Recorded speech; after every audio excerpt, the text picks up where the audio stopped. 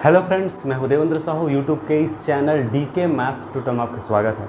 आज हम होमोमॉर्फिज्म से रिलेटेड बहुत इंपॉर्टेंट कॉन्सेप्ट डिस्कस करेंगे। अगर आप चैनल में नए हैं तो प्लीज़ सब्सक्राइब कर लीजिए, बेल आइकन प्रेस कर लीजिए ताकि नए वीडियोस की इन्फॉर्मेशन मिलता रहे। और इस वीडियो को कंप्लीट देखिए, बहुत सारी इन्फॉर्मेशन आपको मिल जाएगा, ठीक है। और इससे पहले वीडियोस अगर हम नहीं देखें तो ज़रूर देखिए। जितने भी वीडियोस अपलोड किए जा रहे हैं नेट के पॉइंट ऑफ व्यू से किया जा रहा है, नेट, सेट या पीएचडी एंट्रेंस एग्ज़ाम या फिर पर्टिकुलर आप हो सकते हैं बीएससी एमएससी के स्टूडेंट, उसमें भी ये यूज़फुल रहेगा ही रहेगा, ठीक है। देखिए कुछ नोटेशंस हैं, हमने होमोमॉर्फिज्म समझ लिया था, ठीक है। जी और जी डेज दो अलग अलग ग्रुप हैं, दोनों के बीच में जो होमोमॉर्फिज्म आप तैयार करते हैं, ठीक है, जो क्या करता है, ग्रुप ऑपरेशन को प्रिजर्व करता है, उसी को आप होमोमॉर्फिज्म कहते हैं। सबसे इंटरेस्टिंग फैक्ट ये है कि जो होमोमॉर्फिज्म है उनका जो कलेक्शन होता है वो ग्रुप फॉर्म करता है। ये इंपॉर्टेंट और इंटरेस्टिंग फैक्ट है, ठीक है। किसके रिस्पेक्ट में, कौन सा ऑपरेशन के रिस्पेक्ट में, तो कंपोजिशन ऑफ मैपिंग के रिस्पेक्ट में। तो यही सारे कॉन्सेप्ट यहाँ पर मिलने वाला है, ठीक है। एक homomorphism G to G dash, एक ओनली जी पर, और एक आपका ऑटोमॉर्फिज्म वाला कॉन्सेप्ट आएगा, एक इनर ऑटोमॉर्फिज्म वाला और एक आइसोमॉर्फिज्म वाला। ये सारे नोटेशंस को आप केयरफुल ऑब्जर्व कीजिए और नोट कीजिए। तो देखिए सबसे पहले मैंने क्या लिखा, let G and G dash be two any groups, है ना, be any two groups. Then first point जो मैंने यहाँ लिखा, ये जो जब भी ये नोटेशन आता है किसके लिए आता है, ध्यान रखिएगा, set of all homomorphisms from G to G days which forms a group under composition of mappings, ठीक है ना। तो ध्यान रखना कि ये एक्चुअल में क्या है, ग्रुप ऑफ होमोमॉर्फिज्म्स है from G to G dash, ठीक। इसी तरह से जब भी ये रोटेशन है तो इसका मीनिंग क्या है, set of all homomorphisms from G to itself, यानी जी टू जी, ठीक है ना, which forms a group under composition of mappings. ये सेल्फ मैपिंग हो गया। ऊपर वाले कॉन्सेप्ट में जी डेस की जगह जी ले लीजिए, ठीक है। तो फाइनली ये क्या है, group of homomorphisms from G to itself. Clear हुआ। इसी तरह से आइसोमॉर्फिज्म्स का भी होता है, मैं थर्ड पॉइंट दे रहा हूँ इसको, ठीक है। और आइसोमॉर्फिज्म के केस में ISO करके शो करते हैं जी टू जी डेज। तो बस यहाँ पर डिफरेंट होगा, है ना, और बाकी कोई डिफरेंट नहीं। आइसोमॉर्फिज्म्स, ठीक, बस इतना ही ध्यान रखना है। और इसको अगर सेल्फ मैपिंग कर दिया जाए तो इस तरह से ये हो जाएगा, ठीक, आइसोमॉर्फिज्म, ठीक है। तो ये ध्यान रखना है। तो आप इन पॉइंट्स को भी नोट कर लीजिए।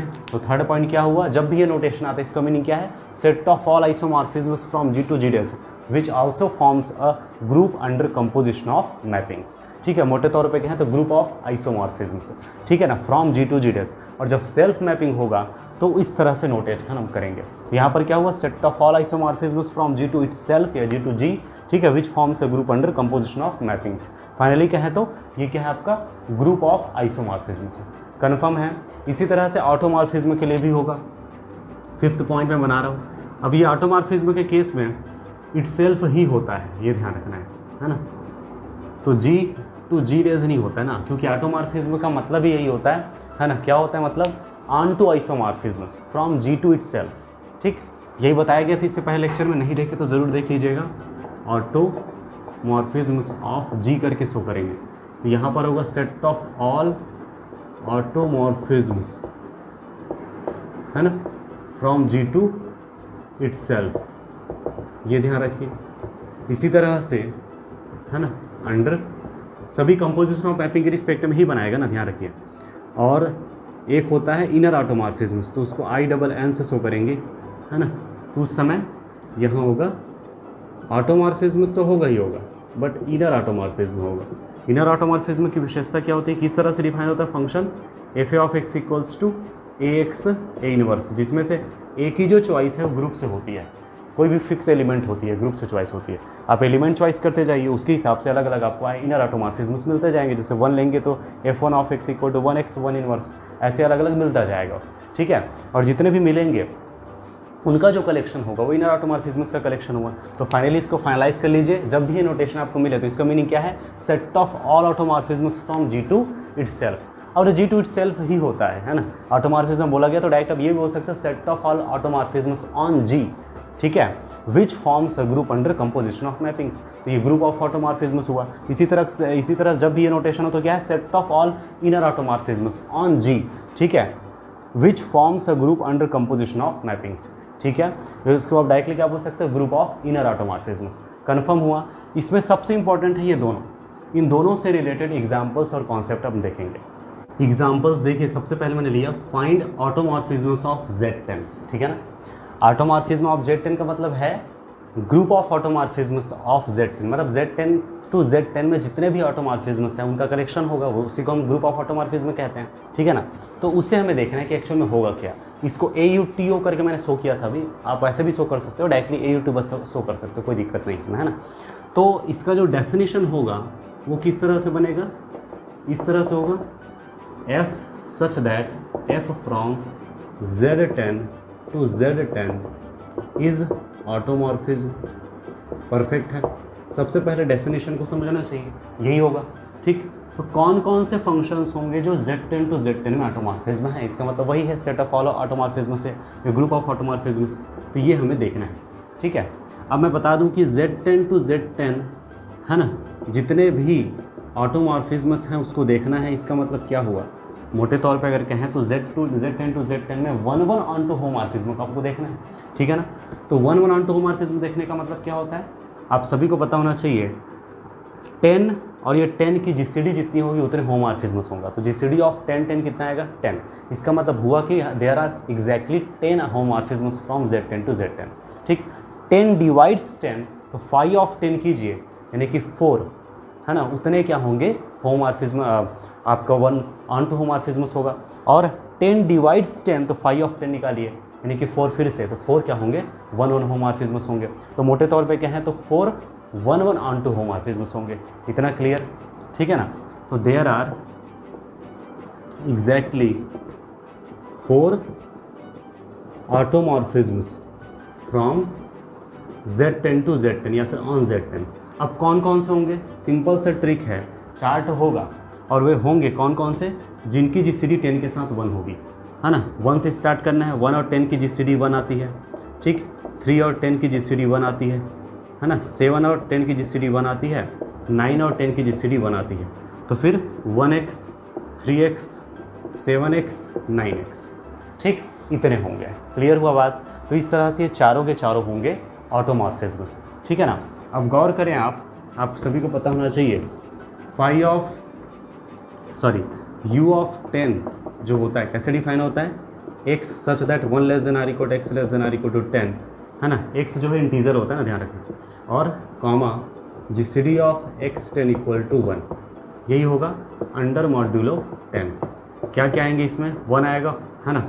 1 और 10 की GCD 1 है ना। 3 और 10 की GCD 1 है, 7 और 10 की GCD 1 है, 9 और 10 की GCD 1 है, अंडर मॉड्यूलो 10, ठीक है। ये भी ग्रुप है, ये भी ग्रुप है, इनके पास वही एलिमेंट, इनके पास वही एलिमेंट, और behaviour exactly same. So and so this isomorphic to U of 10, ठीक है। तो ऑटोमॉर्फिज्म ऑफ 10, है ना, ये this isomorphic to U of 10। Clear हुआ बात। इसी तरह से अगर आप सेकंड एग्जांपल देखें, फाइंड ऑटोमॉर्फिज्म्स ऑफ, जैसे Z, है ना, कोई दूसरा लिखा गया, लाइक Z11 करके लिख दिया गया, ठीक है।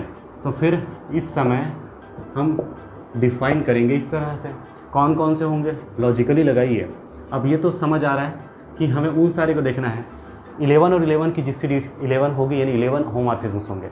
क्या बोलते हैं, ऑन टू होमॉर्फिज्म देखना है, तो 11 डिवाइड्स 11, तो 11 जो है 11 को डिवाइड करते तो 5 ऑफ 11 यानी कि 10 ऑन टू होमॉर्फिज्म्स होंगे। 11 डिवाइड्स 11, तो 5 ऑफ 11 यानी कि आपका फिर वही 10 1 होमॉर्फिज्म्स होंगे, मतलब टोटल 10 1 ऑन टू होमॉर्फिज्म्स हैं, यानी टोटल 10 ऑटोमॉर्फिज्म्स हैं। कौन कौन से होंगे, जिनकी 11 के साथ GCD 1 होगी, ठीक है।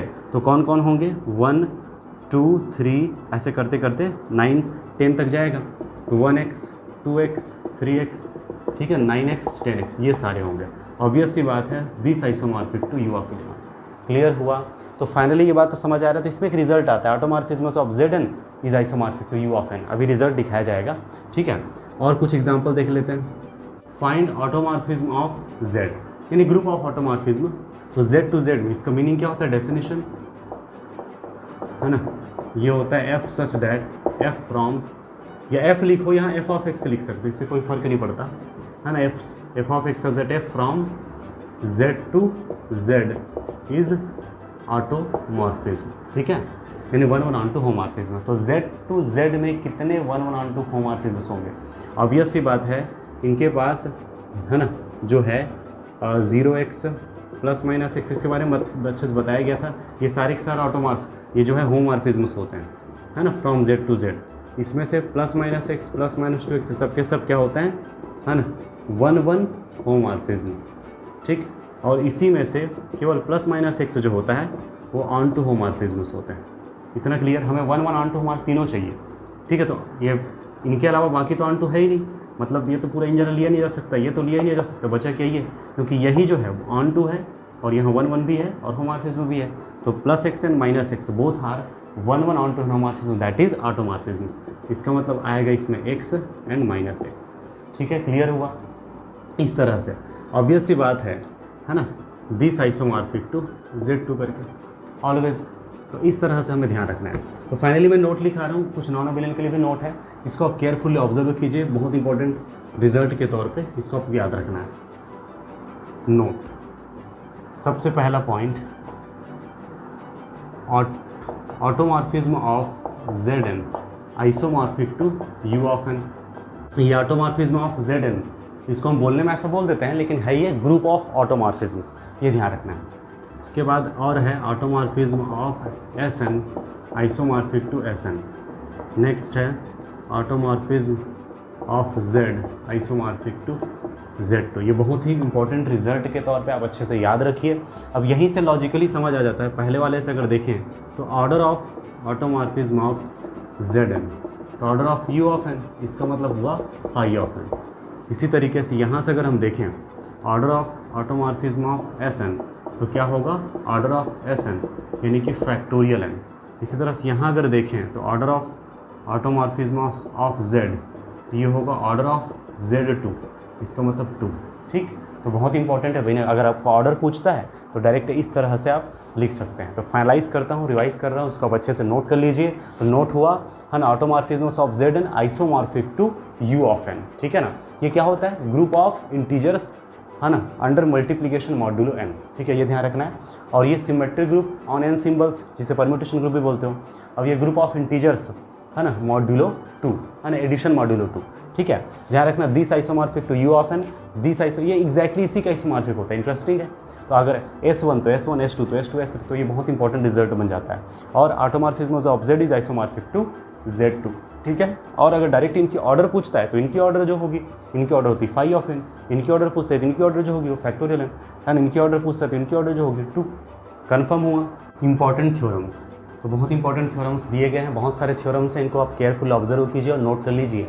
देखिए सबसे फर्स्ट पॉइंट है, let G and G dash be in 2 cyclic group of same order, ठीक है, दोनों सेम ऑर्डर के साइक्लिक ग्रुप हैं, then directly implies G is isomorphic to G dash, ठीक है। अगर कोई भी 2 साइक्लिक ग्रुप आप लेते हैं, ऑर्डर अगर सेम है तो दोनों एक दूसरे के क्या होंगे, आइसोमॉर्फिक होंगे, ठीक है। और आइसोमॉर्फिक होने का मतलब क्या होता है, दोनों की एज इट इज जितनी भी प्रॉपर्टीज़ हैं कॉपीराइट सेम है, ठीक।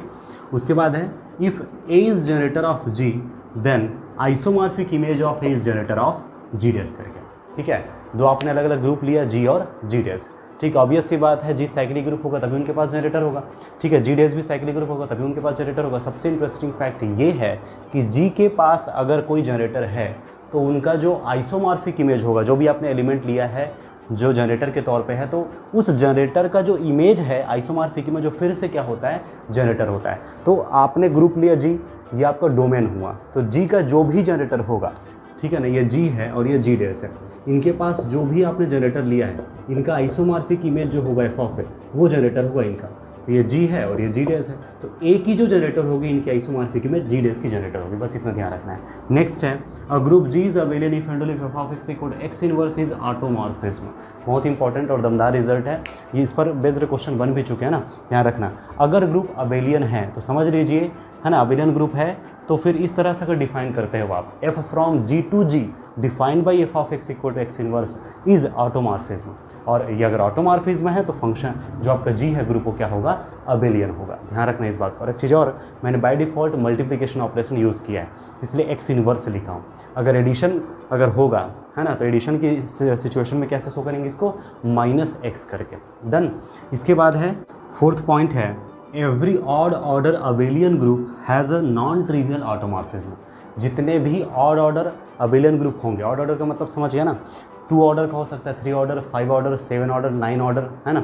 जितने भी ऑड ऑर्डर अबेलियन ग्रुप होंगे उनके पास कम से कम एक नॉन ट्रिवियल ऑटोमॉर्फिज्म मिलेगा ही मिलेगा, ठीक है। और कोई दूसरा मिले ना मिले, कम से कम ये तो मिलना ही है, ये ध्यान रखिए, ठीक है। ये मैंने अंडर मल्टीप्लिकेशन लिया, एडिशन रहेगा तो f(x) = -x, ठीक है। क्लियर हुआ, तो ये आपको ध्यान रखना है।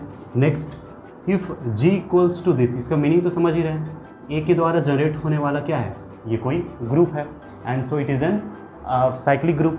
और ये सबसे इंपॉर्टेंट है कि हम इन्फिनाइट साइक्लिक ग्रुप ले रहे हैं।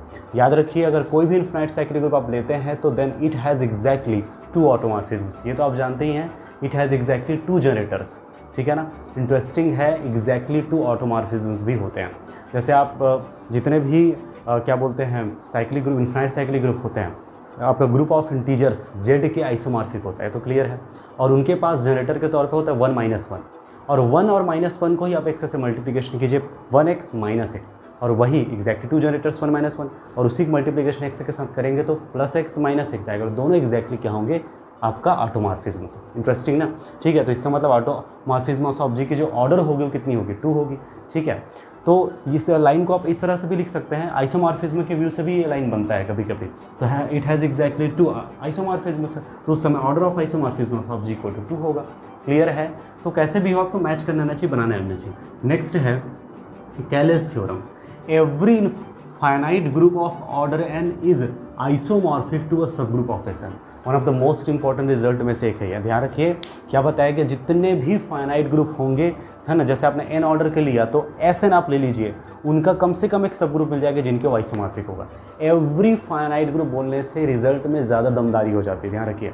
Every finite group of order n is isomorphic to a subgroup of Sn। ये तो कंफर्म होना चाहिए कि Sn जो है सब ग्रुप के मामले में रीच है, बहुत सारे सब ग्रुप्स इनके पास होंगे, ठीक है। अब देखिए इसको किस तरह से और समझना है, कैलेस थ्योरम है तो नाम से आपको ध्यान रखना है। इसको मैं थोड़ा सा डिटेल कर देता हूँ। जैसे आपने लिया कोई फाइनाइट ग्रुप जी, फाइनाइट ग्रुप है ना, और अबेलियन नॉन अबेलियन का कोई मीनिंग ही नहीं, कुछ भी हो सकता है।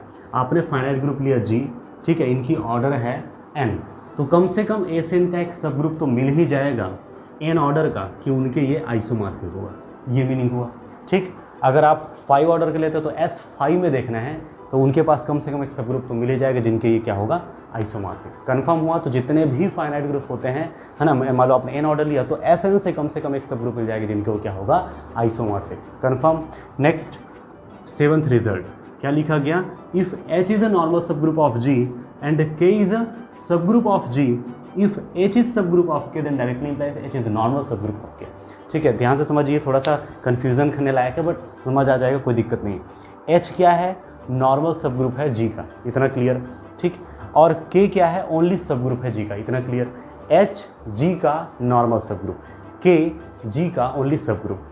अगर H और K में हम इस तरह से रिलेशन दे दें कि H भी K का क्या है, सब ग्रुप है, तो उस समय डायरेक्टली इंप्लाई हो जाएगा कि H K का नॉर्मल सब ग्रुप है। इंटरेस्टिंग ना, मतलब H G का नॉर्मल सब ग्रुप है, K G का सब ग्रुप है। अगर वो H जो है K का सब ग्रुप हुआ तो समझ लीजिए H जो है K का एक नॉर्मल सब ग्रुप हो जाएगा। इस तरह से कंडीशन हुआ, कन्फर्म।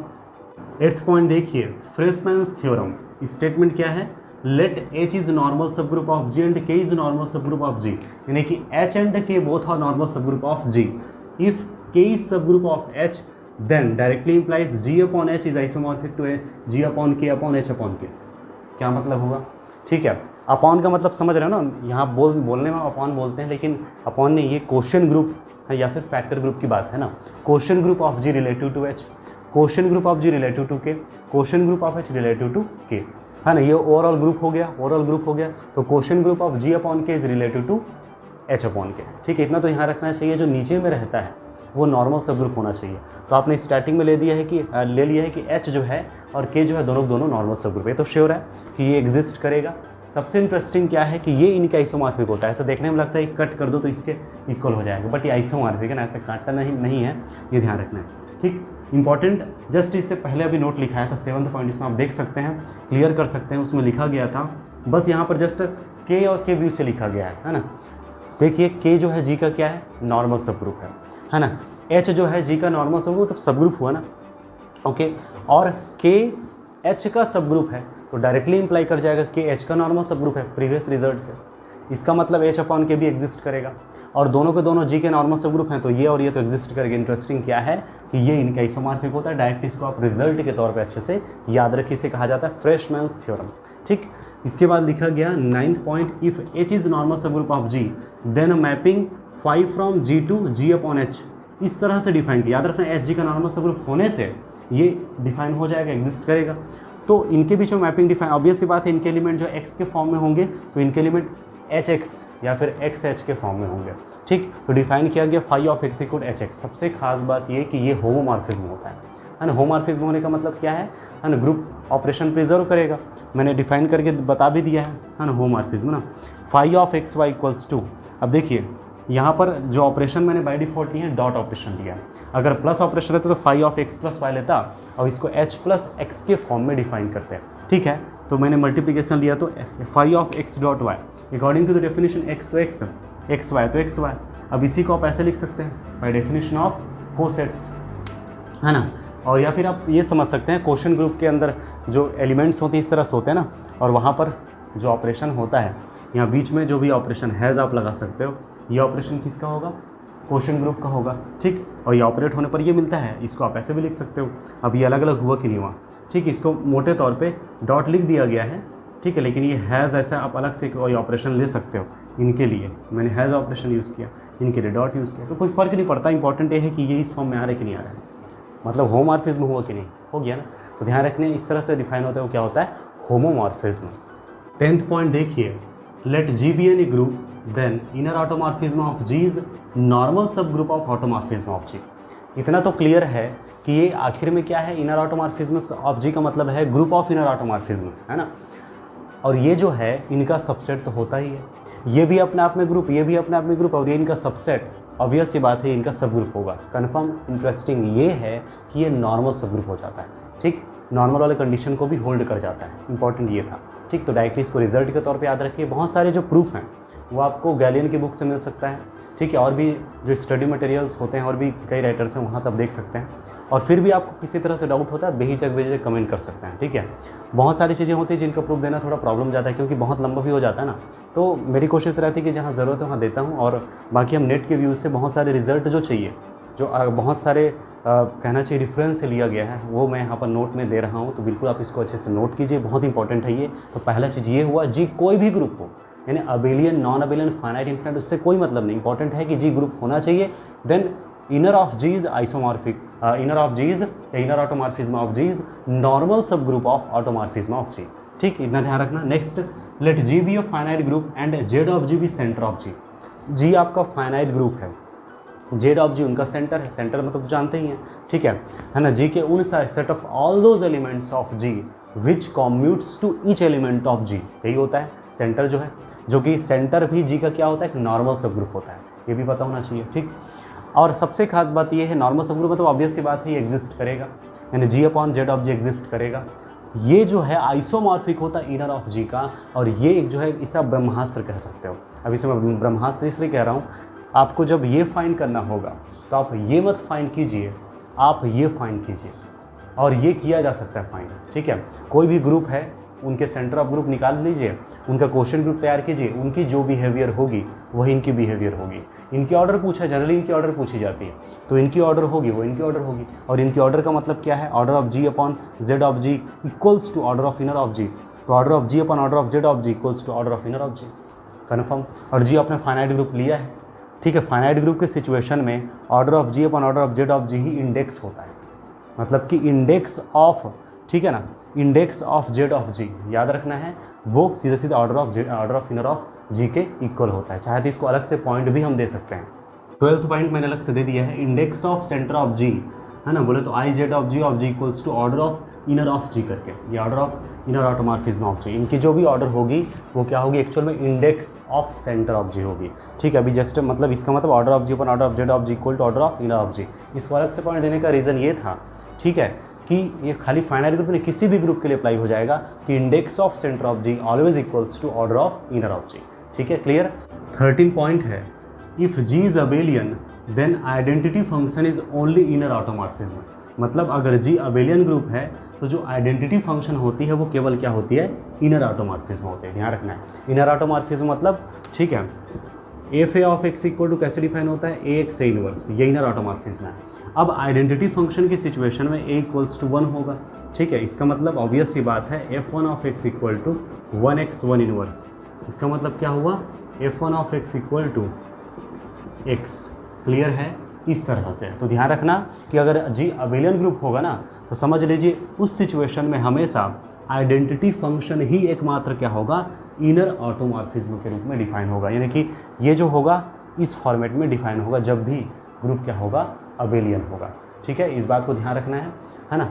डेफिनेशन देखिए, एक्सटर्नल डायरेक्ट प्रोडक्ट क्या है, let G star and G dash star dash be any two groups, then their external direct product is denoted by G cross G dash and defined as G cross G dash equals to AB such that A belongs to Z, B belongs to G dash, ठीक है ना। सबसे खास बात क्या है, which form group under binary operation, मैंने dot ले लिया, को भी आप बाइनरी ऑपरेशन यूज़ कर सकते हो। इंपॉर्टेंट ये ही किस तरह से वर्क कर रहा है, किस तरह से ट्रीट कर रहा है, वो ध्यान रखना जरूरी है ना। तो जो अंडर बाइनरी ऑपरेशन डॉट जो लिखा गया वो डिफाइन किस तरह से होता है, आपने यहाँ से जो भी एलिमेंट टाइप किया ऑब्वियस सी बात है ऑर्डर्ड पेयर में होगा, A1 B1 A2 B2। ध्यान रखना है A1 B1 जो है उसमें से A1 G से आ रहा है, B1 G डैश से आ रहा है, A2 B2 में से A2 G से आ रहा है, B2 G डैश से आ रहा है, ठीक है ना। इनके बीच में जब इसको ऑपरेट किया गया तो किस तरह से ऑपरेट हुआ, पहले वाले जो एलिमेंट्स A1 A2 G के हैं, तो G में जो ऑपरेशन है बाइनरी ऑपरेशन स्टार वो होगा, वर्क करेगा, मतलब A1 स्टार A2। इसी तरह से B1 B2 किसके G डैश के एलिमेंट्स हैं, तो G डैश में कौन सा ऑपरेशन है, स्टार डैश, उस तरह से वर्क होगा इनके बीच, है ना। यानी कि B1 स्टार डैश B2 करके। क्लियर हुआ। तो जब दोनों को ऑपरेट किया जाता है तो this star this comma this star dash this. Clear है, इस तरह से ध्यान रखना है आपको।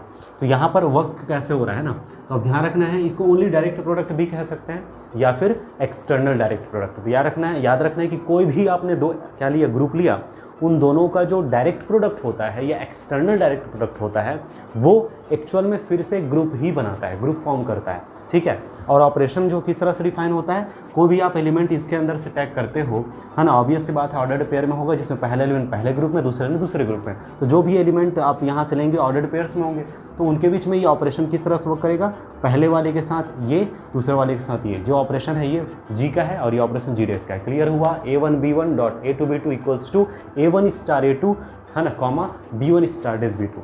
कन्फर्म हुआ। और यहाँ पर जी और जी डैश कोई भी दो आपने ग्रुप लिया था, उस सिचुएशन में आपने इस तरह से इसे शो किया, डायरेक्ट प्रोडक्ट या फिर एक्सटर्नल डायरेक्ट प्रोडक्ट आप कहे, है ना। अब सोचिए आपने जो ग्रुप लिया है, उसी ग्रुप के दो सब ग्रुप जब लिया जाता है, एक ही ग्रुप के जब दो सब ग्रुप लिया जाता है तो सब ग्रुप भी तो अपने आप में ग्रुप होते हैं, तो उनका जो प्रोडक्ट होता है वैसे सामान्य तौर पर ऐसे भी शो कर सकते हैं, लेकिन उस सिचुएशन में जो डायरेक्ट प्रोडक्ट होगा उसको इस तरह से शो किया जाता है। ध्यान रखना है, जब ये सिंबल देखने को मिले तो वो सिचुएशन यही होता है ना। जब आप किसी एक ग्रुप के दो सब ग्रुप को लेते हैं, एक तरह से ये इंटरनल वाले वर्ड का इस्तेमाल कर रहे हो, है ना। हालांकि इंटरनल वर्ड बोलना उचित नहीं, इंटरनल डायरेक्ट प्रोडक्ट कह सकते हो इसको, लेकिन जो ऑपरेशन होगा, जो जिस तरह से पूरा टोटल वर्क होगा इसी तरह से करेगा। मैं इंटरनल वर्ड इस्तेमाल करने का रीज़न ये है, यहाँ पर आर्बिट्रली कोई भी दो ग्रुप आपने लिया था, वो दो ग्रुप कैसा था उससे मतलब नहीं, लेकिन आप एक ही ग्रुप के दो सब ग्रुप ले रहे हो तो भाई दोनों के ऑपरेशन एज इट इज़ कॉपीराइट होगा और दोनों के बिहेवियर भी चूँकि एक ही ग्रुप से आ रहा है तो उसी के टाइप में होंगे, ऑब्वियस सी बात है। तो उस सिचुएशन में इंटरनल वाला कॉन्सेप्ट होता है, बस आप इसको घेरा लगा दीजिए, ये साइन है, सिंबल है, ध्यान रखना ना, है डायरेक्ट प्रोडक्ट ही, इसलिए ज़्यादा ये एक्सटर्नल इंटरनल में लॉजिक नहीं लगाना है, बट मैं माइनर जो डिफरेंस वो बता रहा हूँ, इस तरह से शो किया जाता है। कभी कभी आपने ऐसा सिंबल भी देखा होगा, डायरेक्ट प्रोडक्ट ही है ये भी डायरेक्ट प्रोडक्ट, लीनियर अलजेब्रा में नहीं जाना है, लीनियर अलजेब्रा में ये डायरेक्ट सम होता है, यहाँ डायरेक्ट प्रोडक्ट के लिए ही यूज़ होता है ये। लेकिन ये किस सिचुएशन में, जब आप ग्रुप लेते हो, दो ग्रुप, आपने कोई भी दो अलग अलग ग्रुप लिया, अगर दोनों के ऑपरेशंस जो है एडिशन है तो उस सिचुएशन में तो खैर डायरेक्ट प्रोडक्ट है तो उसको ऐसे ही शो करोगे। लेकिन जब इंटरनल डायरेक्ट प्रोडक्ट की सिचुएशन आती है, मतलब एक ही ग्रुप के दो सब ग्रुप ले रहे हो और जो ग्रुप लिए थे वो प्लस ऑपरेशन के लिए है या प्लस मॉड्यूलो वाला हो सकता है, लेकिन एडिशन ऑपरेशन होना ज़रूरी है, ठीक है। लाइक जेड, है ना, 1 Z2, इस तरह से कभी देखना इसमें ऐसा शो कर दिया जाता है कभी, है ना। तो जनरली जो है हमने देखे होंगे कि ये साइन इस्तेमाल किया जाता है किसके लिए, याद रखना दो सिचुएशन हो सकते हैं।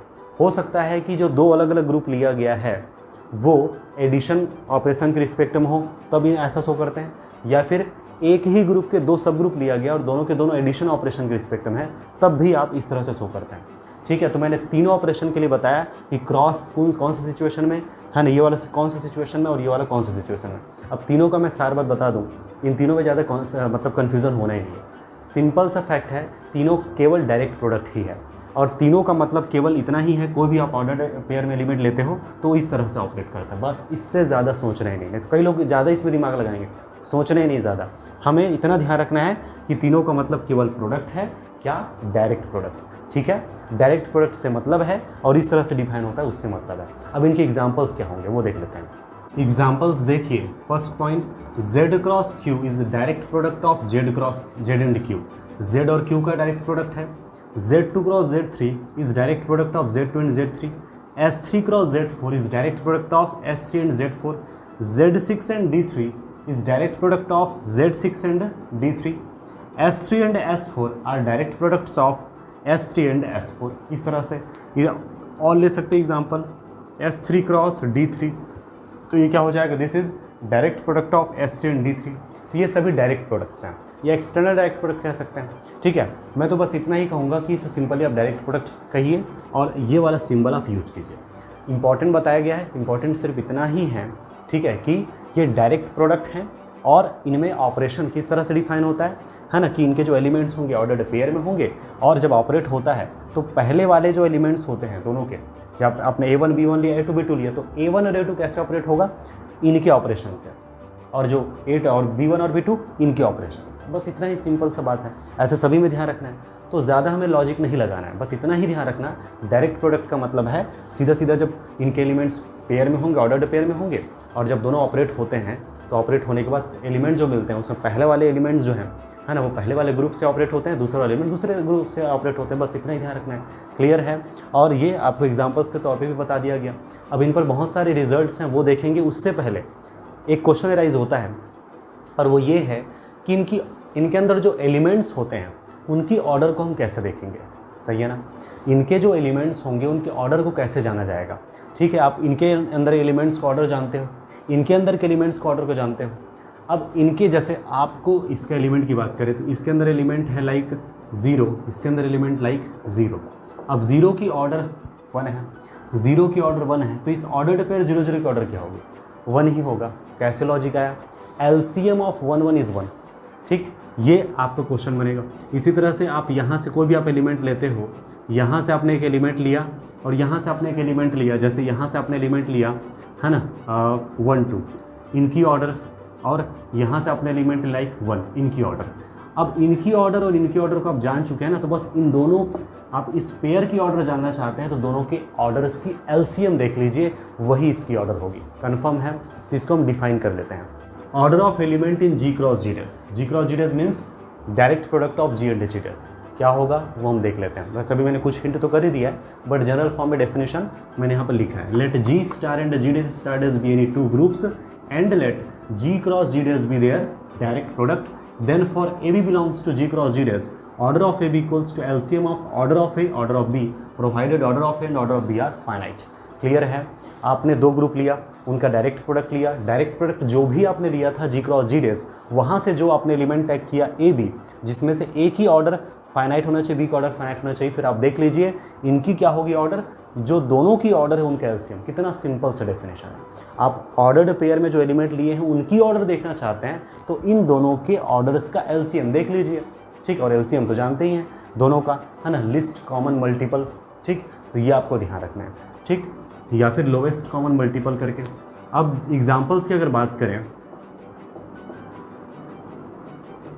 एग्जाम्पल्स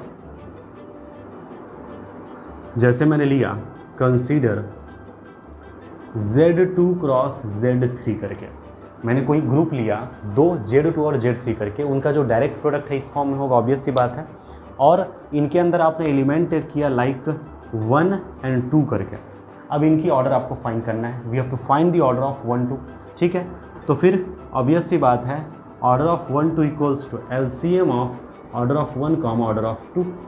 इतना क्लियर। और ये तो क्लियर है कि 1 की ऑर्डर क्या होगी, ठीक है ना। 1 जो है इनका जनरेटर है तो ऑब्वियस सी बात, इनकी ऑर्डर 2 होगी।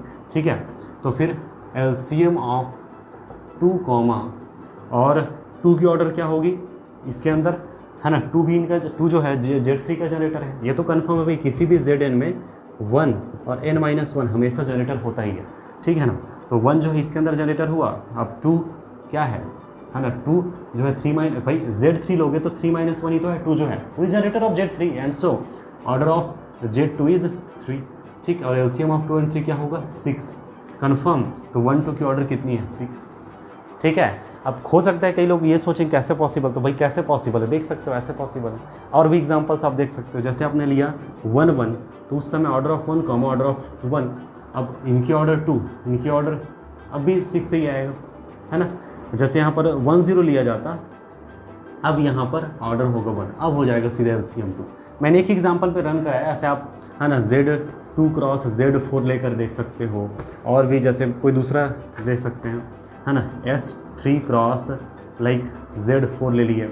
अब S3 के अंदर है ना, S3 के तो बिहेवियर जानते ही हैं, S3 में क्या क्या एलिमेंट होता है, आइडेंटिटी 1 2 1 3, है ना, 2 3 1 2 3 और 1 3 2 करके कोई भी आपने एलिमेंट टैग किया, जैसे आपने लिया 1 2, है ना, या 1 3 जो भी आप लो, ये तो कन्फर्म इसकी ऑर्डर 1, इनकी ऑर्डर 2, इनकी ऑर्डर 2, इनकी ऑर्डर 2, इनकी ऑर्डर 3, इनकी ऑर्डर 3, है ना। आपने लिया जैसे 1 3, है ना, और यहाँ से आपने एलिमेंट लिया लाइक 4 ले लिया, सॉरी 4 तो होगा नहीं इसमें, 2 ले लिया। अब इनकी ऑर्डर आपको जानना है ना, तो क्या हो जाएगा LCM of order of 1 3 comma order of 2।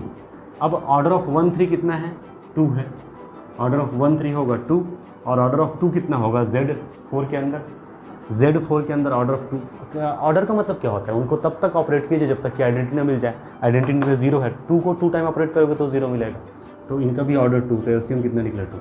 I hope ये कॉन्सेप्ट आपको समझ आया होगा। फिर भी किसी भी तरह से डाउट निकल के सामने आता है, बेझिझक आप कमेंट कर सकते हैं।